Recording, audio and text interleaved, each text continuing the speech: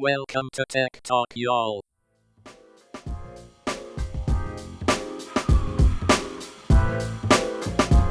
Hi, and welcome to Tech Talk, y'all, episode 341. I'm Adam Walker. And I'm Sanjay Parekh. And we have a massive list of articles to get through today, and it's going to be amazing. So let's jump in. You ready? Yeah, I'm ready. Right. This first article has maybe the longest title I've ever seen of an article. I felt like after reading the title, I had basically read the entire article. Pretty much. So University of Chicago professor Shirley Meng's Laboratory for Energy Storage and Conversion creates world's first anode-free sodium solid-state battery, a breakthrough in inexpensive, clean, fast-charging batteries. So I've now read the title. That's only the title, people. That's all that was. I think what that shows, that title, is people that are in academia should maybe not write titles for articles that are for the press. Like that's a good title for a academic paper. Right. Not a great title for like, I get it. You want to give props to your university and to your professor. But it's too long. Yes, too much. It's too much.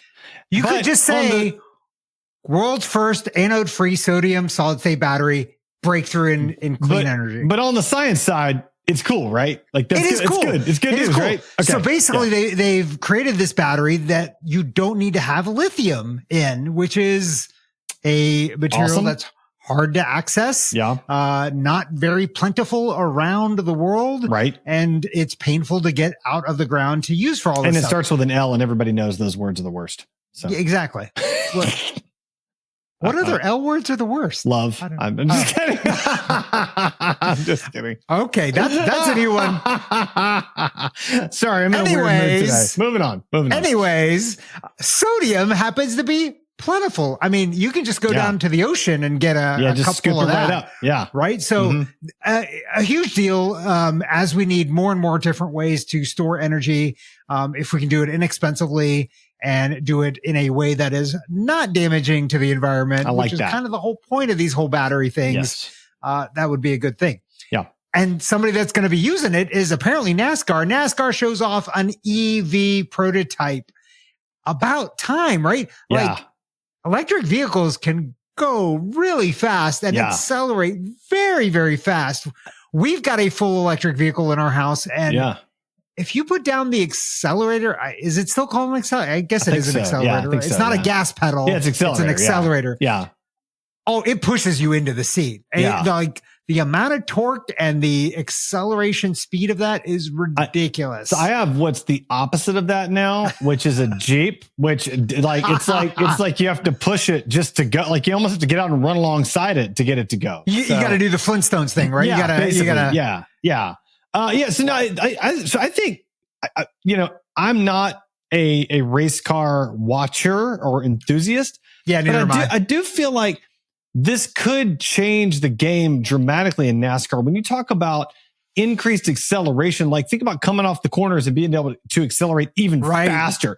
Like it seems to me like this could be a game changer in a lot of ways and really change the dynamic of the race. So it'd be interesting. I would be curious to watch and see what happens with it. The other thing is this is really good for spectators because I've never really thought about it until now, but you've got a bunch of cars that are going basically in circles and you're sitting there watching them and they're burning gas the whole time. So there's all these fumes coming out of these vehicles that you're inhaling. And the noise too. I mean, that's not good for you. It's profoundly loud at those things too. So like that's another component as well. That's a good point actually. A lot less noise as well. Yeah. Huh. So I think that's interesting. I wonder how the crowds are going to take that, the less noise. Maybe it'll just be more crowd noise then. Yeah, I mean, who knows? More cheering. We'll see. So next up, I don't even know what to say about this. Microsoft's Notepad. Why are we...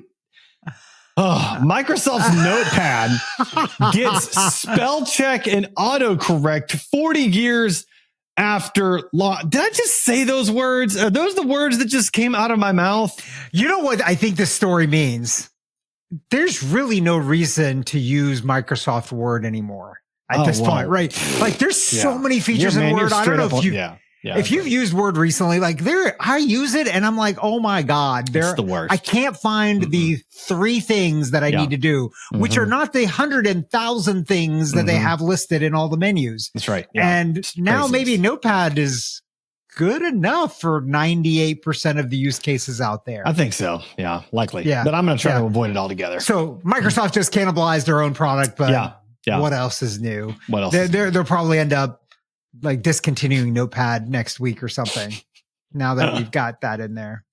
But a place you can leave comments on about this is now available. Spotify is going to let you leave comments on podcast episodes. And you know what we're going to ask you for right now? Can you go leave us 5 stars, 5 stars, but leave us some comments on the podcast. Is it active now? Like, is it working now?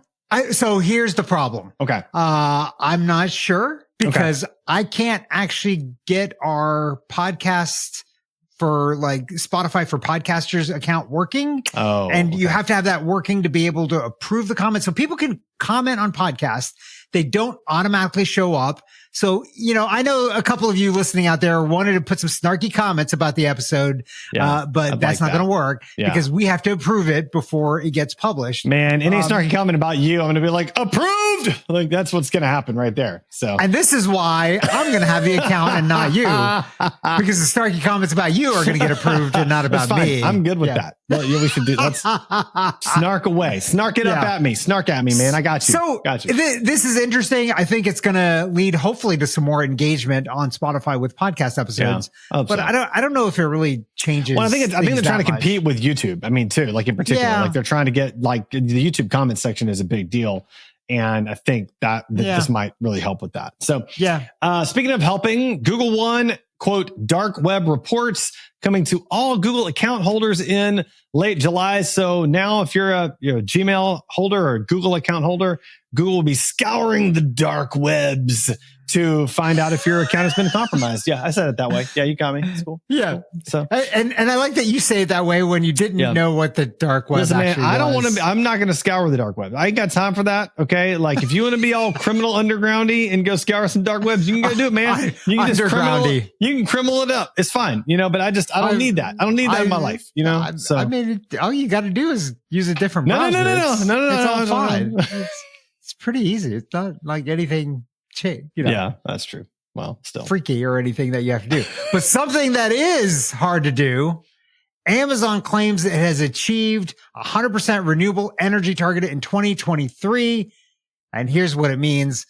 What it actually means is they didn't actually use renewable energy, but they bought enough renewable energy to offset the energy that they used.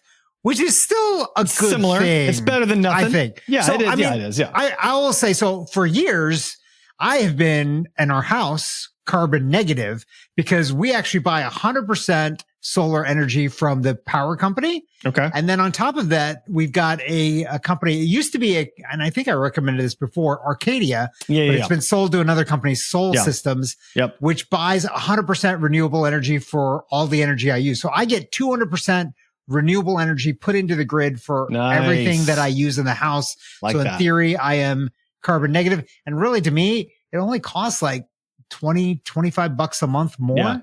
Yeah. Which in the scheme of things, like, I mean, that is a good chunk of money if you think about it over a year. It's worth it. Yeah. I mean, look, if $300-400 a year is what it's going to take to maybe help along the fact that the earth will be safe for my kids and their kids after them. Yeah.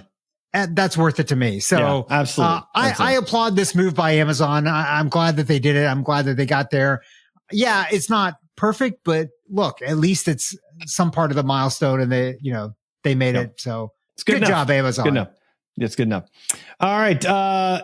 Next up, crew of NASA's Earthbound simulated Mars habitat emerge after a year. I think was it like 378 days or something like that? Something like that. So they were in, I think it was a 1,700 square foot lab, the 4 of them together for over a year, and they have now emerged. And apparently they're all still kicking. So, it's a good thing. And I think they had, if I recall correctly, from when they went in, I think we talked about it. There was like a time delay on any communications with everybody else to kind of simulate the fact that they were actually on Mars. Yeah. So if they said something, it would be like, I don't know, 18 hours before they get a response back because of the time delay to get there.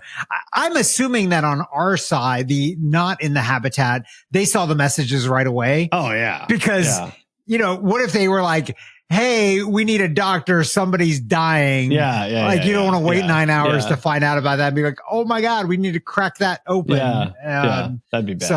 So interesting. I think it was a big experiment on like psychology and how do you get people to work together and not kill each other and, you know, being in a confined space like that. So, I guess that's good. You know, that's obviously going to be the thing that happens if and when we get to Mars, but apparently we're not going to be doing it using the space station because SpaceX has won a $843 million contract to bring down the space station, which totally makes sense because you want the guy that is really good at buying things and crashing and burning them into the ground to take down your space station. Good job, Elon Musk. Those skills are coming in handy now. What I want to know is like, how exactly do you arrive at that number? 843. Like, why not 842 million? You know, like, what is it about that $1 million? Like, do you get a better crash for that extra million? Does it go a little further out of the solar or like not even so it just goes to the sun? Like, what exactly are we like? Why not? Is that how they're crashing it? They're crashing it into the sun? I think they're just pushing it out. No, I'm sorry. They're pulling it into orbit to burn up is really what they're doing. So, but like, okay, it feels like that's not a super hard thing to do. You pull it into, I don't know. So it just, why not 600 million? I don't know. I'm just wondering, curious. Look, it cost him 42 bit, 46 bit, whatever it was to buy Twitter and be able to crash that into the ground. That's true. Yeah, I mean, these things. This is cheap. This is cheap. These things take a bit of money to do right. Like that was his training ground of learning how to crash things. Crashing and burning costs some money, man. You got to be ready to throw down some coin, baby. Exactly. I mean, he spent a lot to figure out how to crash and burn that thing. And it's because it was his first time. I mean, look, it's expensive the first time you do it. Yeah, now he's coming in with experience. Yeah. Now I can crash and that's why we're getting a good deal. 843 million. It's sub-billion. I mean, sub-billion to crash? What? I mean, man? It's impressive. It's impressive. It's a deal. It's impressive. If you ever have something you need to crash and burn, Elon Musk is your guy. All right. OpenAI breach is a reminder that AI companies are treasure troves for hackers. And in reading this article, like, I don't think I quite realized some like what it's saying. Like, because it's saying like, not only are these things built on large data, so like they can get to that, but there's deeper knowledge because like if I ask an AI about like a local plumber, then I can have or a local whatever, then I can have a whole conversation about what I'm willing to spend, what I'm willing to like all kinds of details that you would never get from like a Google search, for example. And so the depth and quality of data that is available if you're a hacker is wild. Yeah. That is pretty interesting and now very scary. Yeah. Because all the stuff that we're saying back and forth to it is, logged somewhere. Yeah, for sure. Yeah. Things on the internet are not temporary. They are permanent. They're backed up. They're saved somewhere. And available for somebody to misuse. And speaking of misusing, Evolve Bank, and it's actually Evolve Bank and Trust, says ransomware gangs stole personal data on millions of customers, you and I included, because we do use Evolve through one of the other banks that sits on top of it. Yeah. Most people out there probably don't even realize that their data is with them, but companies like Chime and other folks have used Evolve Bank and Trust, which is based out of Tennessee, to be their financial back end. And so this is no bueno at all. Yeah. I don't like this. The best part of this is that they referred to it as a ransomware gang. I feel like that's amazing. Like I want to be a part of a ransom. I don't need not a hacker collective, a ransomware gang. Like that. Like what colors do you wear? Like that's what I want to know.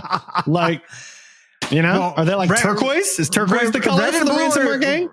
Red and blue are taken with the Bloods and the Crips. So you got to pick something else. Yeah. Turquoise seems kind of like a seafoam ransomware green, maybe that's a good gang color. Maybe mint.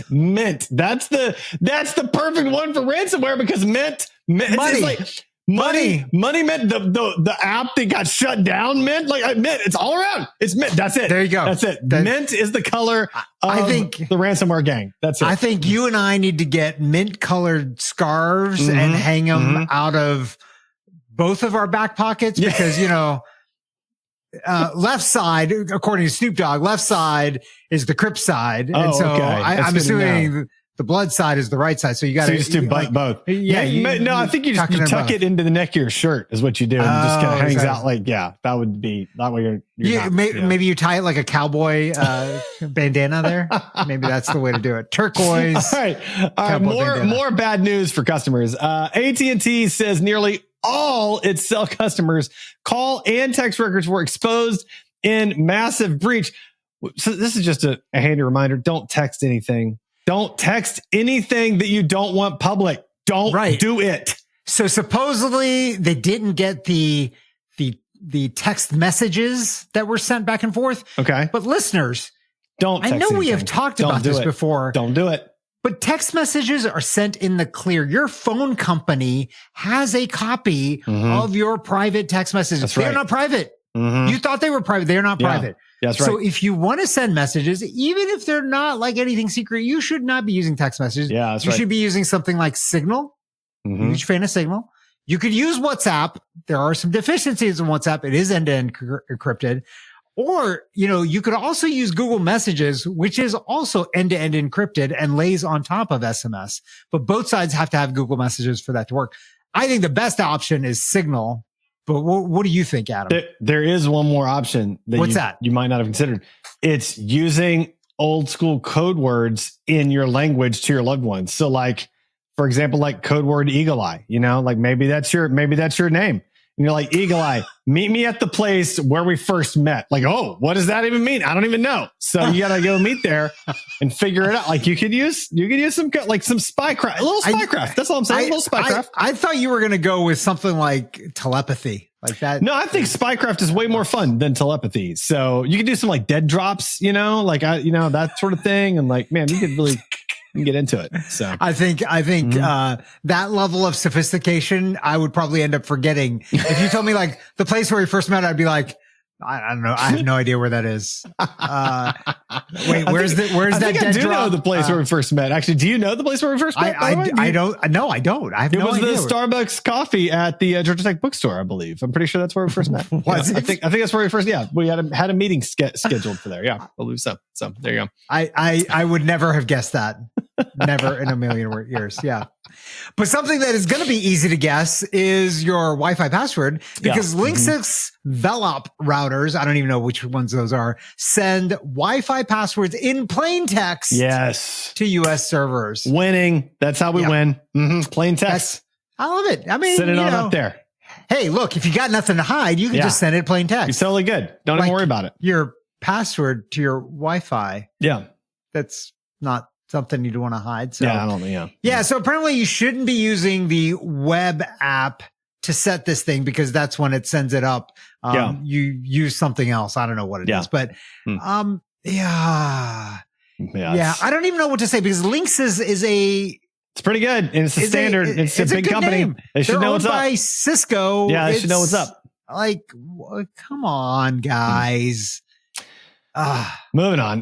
Your Apple Watch or Fitbit may be a breeding ground for E. coli and staph bacteria. Here's how to clean your fitness tracker. And so this article is basically like, hey, clean your freaking smartwatch, you lame-o people. Like that's what it, and like, I'm reading it. It should have just said at the end of that, just don't be gross. Well, like I'm reading it and I'm like, these people need to sweat more in their smart. Like that's like, if you're not sweating so much in your smartwatch that you then need to go clean it because you don't want to wear it anymore because it's gross from your sweat. Like you just sweat more. Like that's what I play pickleball, for example.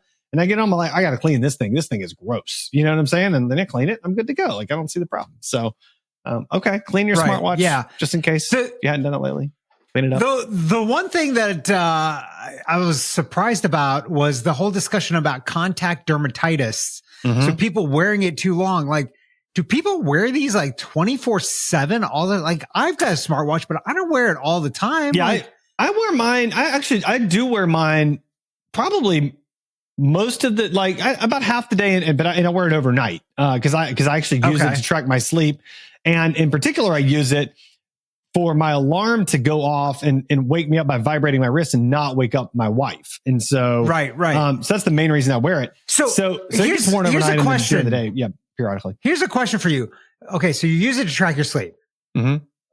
Here's the problem I have with that. First is the weight on my wrist then bothers me, so I don't sleep well. So that's not helpful. Okay. Yeah. But two, do you actually look at the data from that and adjust what you're doing based on that to get better sleep? I do look at the data from time to time. I'm not sure. I don't know. It's hard to say if it actually affects my behavior or not. I think it probably does. I mean, I'm more cognizant of like, I really need to make sure I get X amount of sleep per night. And I think it's because I am tracking the data and because I'm looking at the data. So I think so. Yeah. I feel like a lot of people that are doing this, they track it for the sake of tracking it. Yeah. And they don't actually do anything. And it's like, what's the point then? Why would you do it? Yeah, that's true. Yeah. Like, okay, 30 years from now, are you going to go look back at the data and like, you know what? Man, if I got more sleep then, I mean, on July 12th, 2024. Yeah. That's really when things went off the rails. That's when things fell apart. I should have gotten an extra 15 minutes of sleep that day and everything would have been fine now. Right? Yeah, like, fair. I don't That's see fair. people. Well, what's also interesting about sleep, and I'll say this, then we move on, but I just finished a book called The Expectation Effect.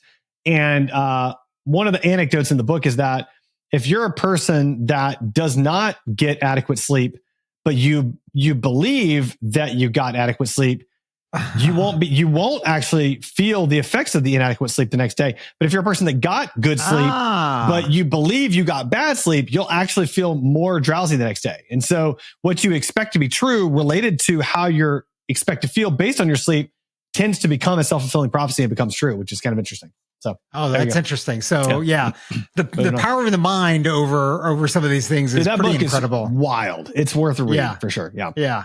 Awesome. Yeah. Next up, something that's just like, how you guys not realize you guys are messing up? Dude. But basically, scary Google Chrome access. This is a Twitter thread that I saw. Yeah.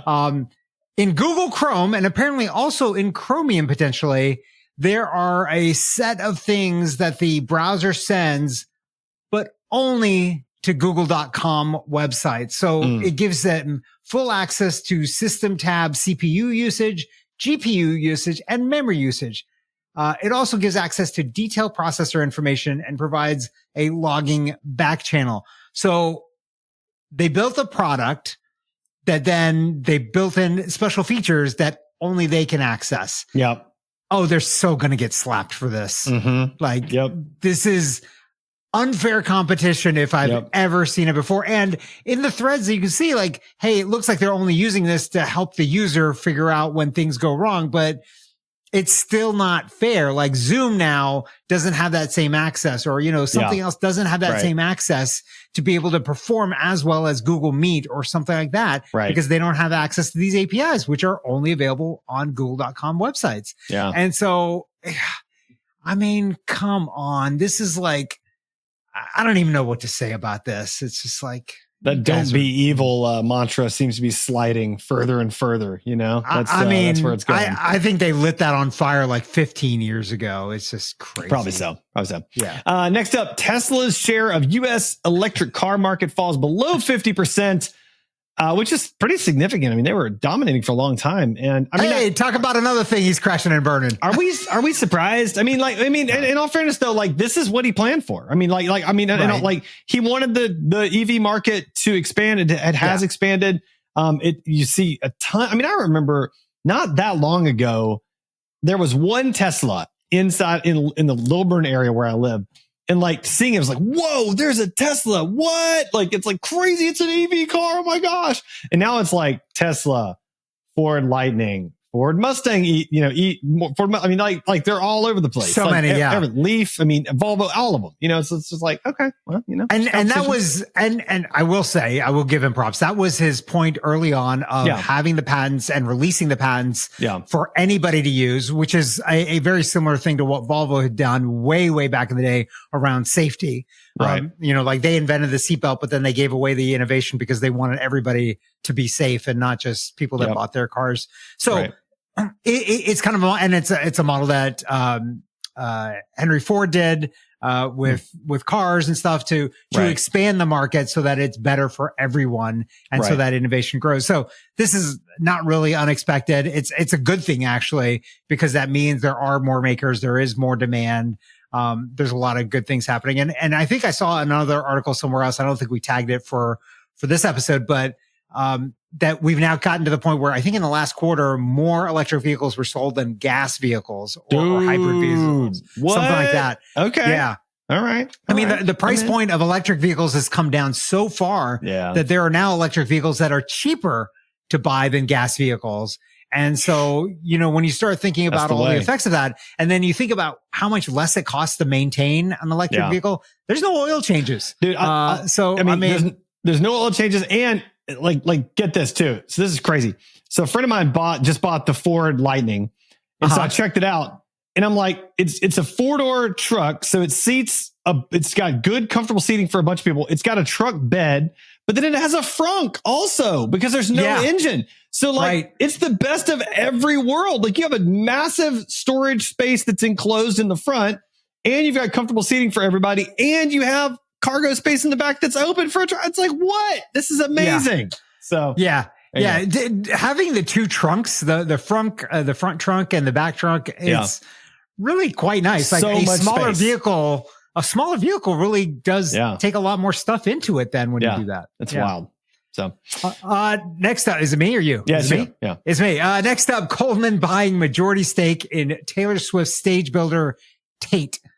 And I just thought this was fascinating. Like I had to tag it. I was like, dude, if you're making enough money from just being a stage builder that Goldman Sachs is investing in you, like, oh my gosh, like man, you must be crushing it. Like that's not exactly a market I think like, let me go make a lot of money. I'm going to go make a ton of money in stage building. That's going to be my thing. I'm going to build some stages. It's going to be great. But let's do that. I imagine that the level of their skill is so much higher than probably other people that are building stages, because from what I heard, and you went to the Taylor Swift concert. It was unreal. Unreal. Like I heard about where she dove into one part of it, and it shows her on a display swimming, and then she pops up at the other side in another outfit. While the song is going on, that's a lot. Like that's not just building the stage. It's like some kind of underground track and train thing and like all kinds of crazy stuff. Oh yeah. Because she's got to be moving while she's changing clothes. And then the music has to be synchronized with the video. And she has to pop up at the same time. Like there's a lot of integration of technology and like, and not just that, but like there were times where like the stage was like one section would go up and the other section would go up a little slower and then down. I mean, like the stage was like actively like moving mechanically and like all kinds of crazy stuff. So it was wild, man. Right. So to be able to take like the concepts and the ideas of how they want the performance to be and translate that into actual functioning, stages is pretty impressive. And I imagine that there's not that many people that can build stages like that. I wouldn't think so. Yeah. Pretty interesting. Last up before Weird and Wacky, CNN to lay off 100 staffers as it preps major revamp of digital efforts. And I tagged this really for the specific reason that I have a hunch, and I don't know if the article specifically states it, but I have a hunch it's related to AI taking over a lot of the things that otherwise staffers might have done. So you can have one staffer doing a whole lot more with the power of AI is my guess. And so I don't know that for a fact, but like I thought like that seems like interesting timing, especially considering the last thing in our Weird and Wacky, that we'll talk about in a minute. I just thought that was fascinating. So no, sorry to those CNNers that are losing their jobs, but time for the Weird and Wacky segment. Abominable snowman. He's not an axe murderer. One of the TAs turned out to be first up in Weird and Wacky, and this is Weird, Wacky, and disturbing. and awful and disturbing and just scary. No, let's not do this. Scary. Yeah. Milk, eggs, and now bullets for sale in a handful of U.S. grocery stores with ammo vending machines. Alabama, Texas, and Oklahoma. You can go buy bullets in your vending machine. Apparently they have some kind of like age recognition, something software. So like kids aren't buying bullets theoretically. But until they are, and then it's like, oops. I don't love it. I don't love it. I have a question. Is this like, did they take this idea from Fortnite? Because feels like about it. Because you can literally buy bullets from a vending machine in Fortnite. Right? So is it those guys that we have to blame for this? I think I'm blaming those guys for this. Oh my gosh. No, like that, like I just got this image of like there's some entrepreneur playing Fortnite thinking, I can do this. This is a good idea. This is a terrible idea. This is an awful, terrible idea. Listen, speaking of awful ideas. Oh, yeah. Cup noodles, you know, the things that you ate your entire college career. Cup noodles adds new s'mores ramen for the summer. So you can get a cup of noodles that's flavored like s'mores, which sounds horrifying to me. And I think that's actually the point. I think the point is to go viral with this horrifying flavor, which they have come up with. So, I mean, we're talking about it, but they also said in the article that single cups are now, so it sells for like $1 something at Walmart.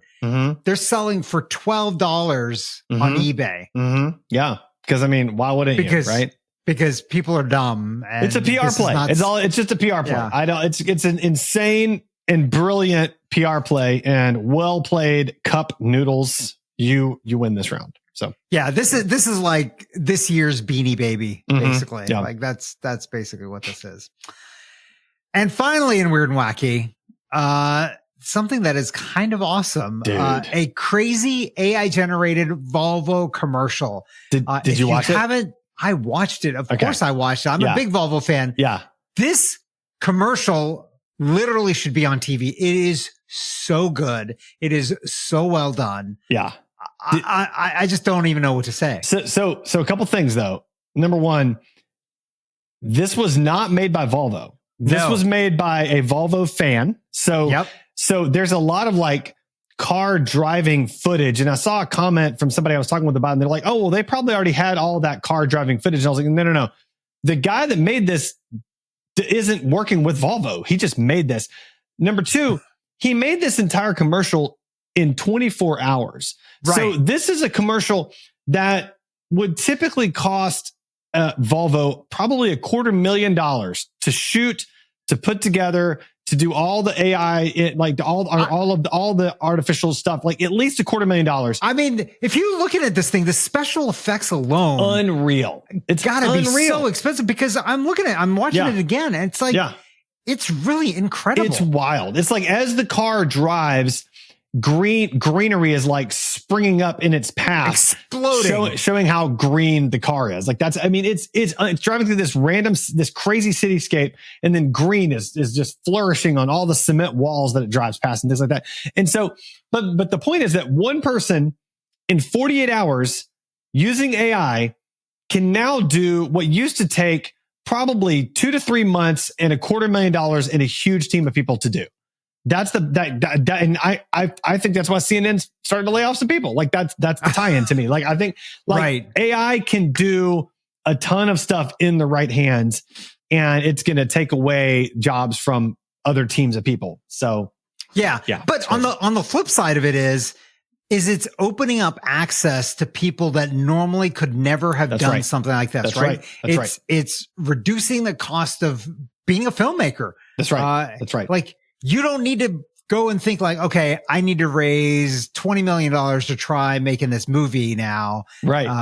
And it's going to take me, the better part of a year to do it. Now instead you can be just like, okay, start typing. Yeah. And in 3 weeks, once you have all the typing done and all the good prompts, hit generate, see what it is, and then start tweaking things. And then like in a month or two, basically you've got a full-fledged movie. Well, it's incredible. Or you can now use AI to create special effects that you couldn't afford to create before. Like, so I think back to the Office episode of Golden Face, where Michael Scott created this very robust movie.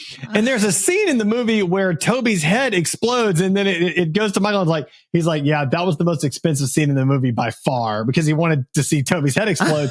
But like, you can do that in AI now, like for nothing. Like, it's basically free. You want to make somebody's head explode? No problem. Like, just make AI do it. No problem. You know, so like you have a lot more access as a filmmaker to do crazy stuff like making someone's head explode, if that's your thing. So, yeah.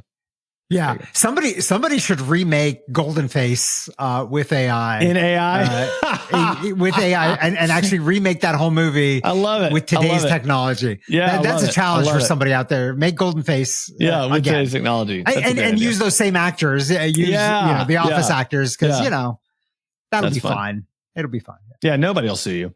No, nobody. Tech wreck, time to get your tech wreck. Tech wreck. Chicky. Tech wreck. Time to get your tech wreck. Okay, it is Tech Wreck time. Adam, what do you have for us this week? All right, so I'm gonna recommend a piece of technology that is practical for those of us that need to clean up spaces that we live in. And so I'm gonna recommend the Bissell Green Machine. So it's like a little bitty carpet cleaner. We just bought one that will auto heat the water, so you don't even have to like necessarily put hot water in it. But it'll just kind of clean up spots in your carpet or on your upholstery or in your car or whatever else. It's just a good little like clean up a spot. You spill some coffee, you need to clean that bad boy up. It's got you covered. So it's a great little thing. We've bought probably 3 or 4 of them over the years and used them until they died, and then bought another one. So they're great. Yeah. We have an older green machine that doesn't heat up the water like that. So that's an interesting new feature. I'll let you know how it works out. We just got the new one today. It's still in the box upstairs. I need to go try that bad boy out. So I got a stain on my couch that needs solving. So we'll see if it can take care of that. So what's your tech wreck? You're gonna vanilla ice that. I'm gonna ice. You got to solve it. So for my tech wreck, you didn't know where I was going with that, did you? At first, if you got a problem, I'll solve it. Yeah, exactly. Well, my DJ revolves it. Ice, baby. Anyway, moving on. We're not going to get sued. For me, it's actually something on the clean spectrum as well. This was totally accidental. Yep. It's the phone soap.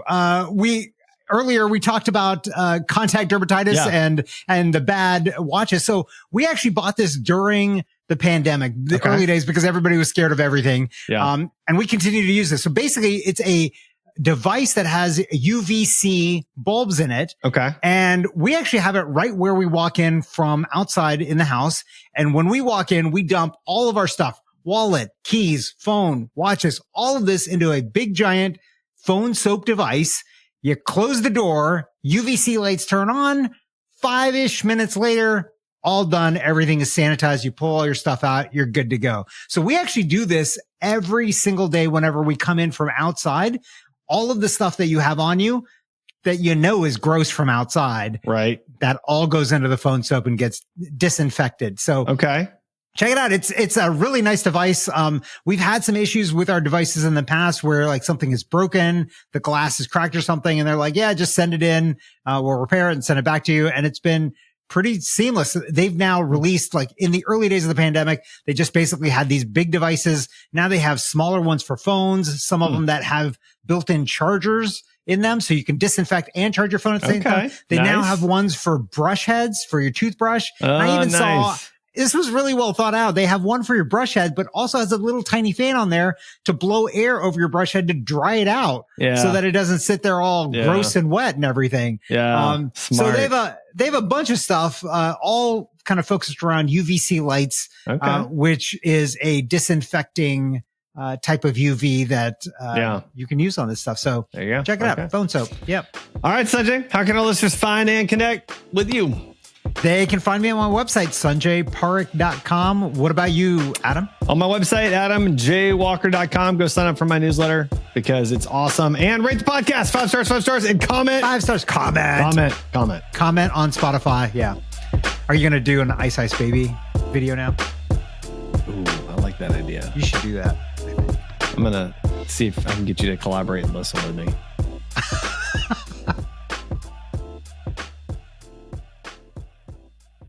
Dun, dun, dun.